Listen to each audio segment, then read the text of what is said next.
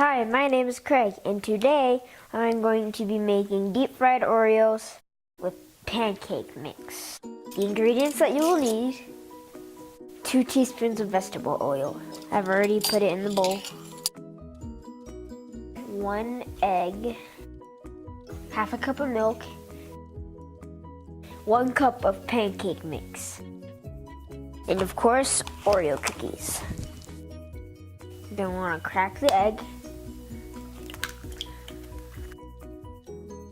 Now you're going to pour your milk into the bowl. Now I'm going to whisk the milk and the egg.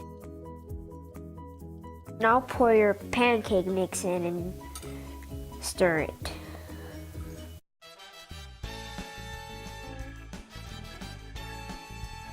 Get rid of all the bubbles and bumps that you see. Now I'm going to put all my stuff in the sink. Now I'm going to dip the Oreos in the batter. My oil's ready.